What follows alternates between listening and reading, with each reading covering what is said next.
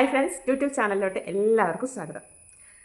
അപ്പോൾ ഇന്നത്തെ വീഡിയോ എന്ന് പറഞ്ഞാൽ സജ്ന ഫിറോസ് വിഷയമാണ്. അതിൽ കൂടുതൽ ആഴത്തിലോട്ടൊന്നും ഞാൻ പോകുന്നില്ല. എനിക്ക് സജ്നയോട് ഒരു റിക്വസ്റ്റാണ്, അതിനോട് നിങ്ങൾ യോജിക്കുന്നുണ്ടോയെന്ന് കൂടി പറയാം.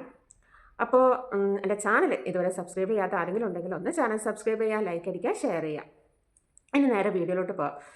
അപ്പോൾ സജ്ന ഫിറോസിനെ നമ്മൾ കൂടുതലും പരിചയപ്പെടുന്നത് ബിഗ് ബോസ് വഴിയാണ് അല്ലേ. അതിൽ നമുക്ക് ഫിറോസിനെ ഉൾക്കൊള്ളാൻ പറ്റാത്തൊരു സ്വഭാവമായിരുന്നു.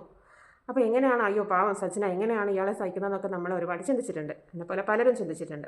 ബിഗ് ബോസ് കഴിഞ്ഞു അതിനുശേഷം ഇവർ ലൈവുകളിലും അങ്ങനെ ഇൻ്റർവ്യൂസിലും ഒക്കെ കാണാറുണ്ട്. അവർ ഭയങ്കര ഹാപ്പി ആയിട്ട് നമുക്ക് കാണാറുണ്ട്. ഈ ഇടയായിട്ടാണ് അവർ തമ്മിൽ കുറച്ച് ഇഷ്യൂസ് ഉണ്ടാകുന്നു. അതിവർ മീഡിയയ്ക്ക് മുന്നിൽ വന്ന് പറയുന്നു.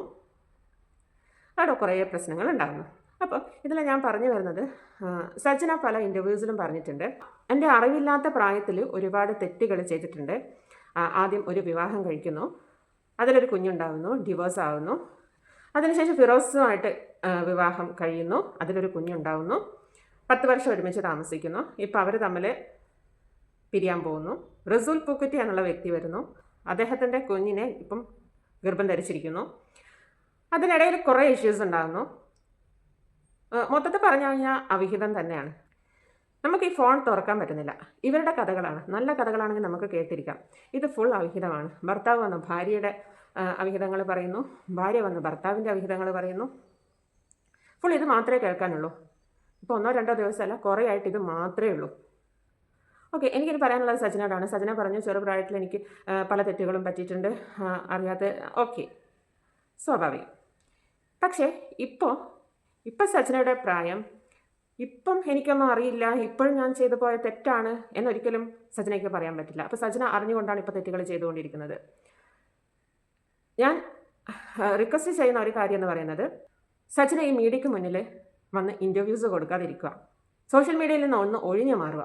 കാരണം സജ്ന ഇൻ്റർവ്യൂസിൽ വന്ന് ഓരോ കാര്യങ്ങൾ പറയുമ്പോൾ അതിനെതിരെ തെളിവുകളുമായിട്ട് ഫിറോസ് വരും.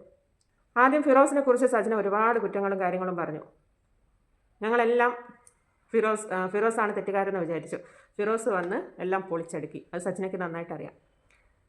സജ്ന ഇനി എന്ത് വന്ന് പറഞ്ഞാലും, എന്ത് തെളിവുകൾ നിരത്തിയാലും അതിനപ്പുറം ഒന്നും ആവില്ല. അപ്പോൾ ഫിറോസിനെ കുറിച്ച് സജ്ന പറയുന്ന കാര്യങ്ങളെല്ലാം ഓക്കെ, വേണമെങ്കിൽ ചിലർക്ക് വിശ്വസിക്കാം, ചിലർക്ക് വിശ്വസിക്കാതിരിക്കാം. അത് എന്തായിക്കഴിഞ്ഞാൽ അത് സത്യമായാലും അല്ലെങ്കിലും സജ്ന എന്നുള്ള വ്യക്തിയെ ഇനി ആരും വിശ്വസിക്കില്ല. സജ്ന ഇനി എന്ത് വന്ന് പറഞ്ഞാലും സജ്ന 100% തെറ്റുകാരിയാണ്. അതെനിയും വന്ന മീഡിയയ്ക്ക് മുന്നിൽ വീണ്ടും വീണ്ടും കുറ്റങ്ങളും കുറവുകളും ഇങ്ങനെ വന്ന് പറയുന്ന സമയത്ത് വീണ്ടും സജ്ന നാണം കെടുകയാണ് ചെയ്യുക. ഇപ്പോൾ ലാസ്റ്റ് ഇൻ്റർവ്യൂസിൽ MD കുറിച്ച് പേര് പറയുന്നില്ല, അവരെക്കുറിച്ച് പറയുന്നു. അതും ഇപ്പോൾ സജ്നയുടെ തലയിൽ തന്നെയാണ് വന്നിരിക്കുന്നത്.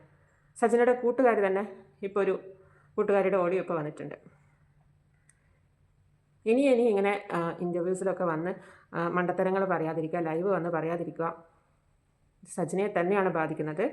സജ്ന എന്തൊക്കെ പറഞ്ഞാലും, സജ്നയെ എന്തൊക്കെ പറഞ്ഞ് ന്യായീകരിച്ചാലും സജ്നയുടെ തെറ്റല്ലാതെ ആവുന്നില്ല. അതുകൊണ്ട് ദയവ് ചെയ്ത് നിങ്ങളുടെ കുട്ടികൾക്ക് വേണ്ടിയിട്ട്, സ്കൂളിൽ പോകുന്ന കുട്ടികളാണ്, ആ കുട്ടികളെ വിചാരിച്ചെങ്കിലും നിങ്ങൾ രണ്ടുപേരും, ഫിറോസായാലും സജ്നയായാലും, ഇതൊന്ന് നിർത്തൂ.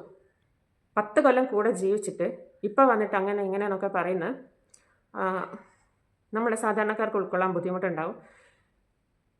ഒരുമിച്ച് പോകാൻ താല്പര്യമില്ലെങ്കിൽ അപ്പോൾ തന്നെ ഡിവോഴ്സ്. എല്ലാവരോടും കൂടെ പറയുന്ന, ഒരുമിച്ച് പോകാൻ താല്പര്യമില്ലെങ്കിൽ ഡിവോഴ്സ് ചെയ്യുക.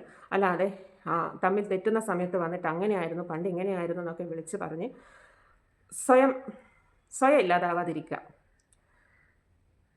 അപ്പോൾ ഇത്രയേ ഉള്ളൂ. കാരണം എന്താ പറയുക, ഫോൺ തുറക്കാൻ ഓപ്പൺ ചെയ്യാൻ പോലും പറ്റുന്നില്ല. ഫുൾ നിങ്ങളെ വീഡിയോസ് മാത്രം. നല്ല കഥയാണെങ്കിൽ നമ്മൾ കേട്ടിരിക്കും.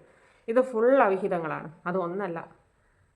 എന്തൊക്കെയാണ് നിങ്ങൾ പറയുന്നത്, അത് കേൾക്കുന്നത് കൊച്ചു കുട്ടികൾ വരെ ഫോൺ ഉപയോഗിക്കുന്നവരാണ്. അവർക്ക് ആ പ്രായത്തിലുള്ള കുട്ടികൾക്ക്, സ്കൂളിൽ പഠിക്കുന്ന കുട്ടികൾ, അവർക്കൊക്കെ ഇങ്ങനത്തെ കേൾക്കാനുള്ള ഭയങ്കര ഇഷ്ടമായിരിക്കും.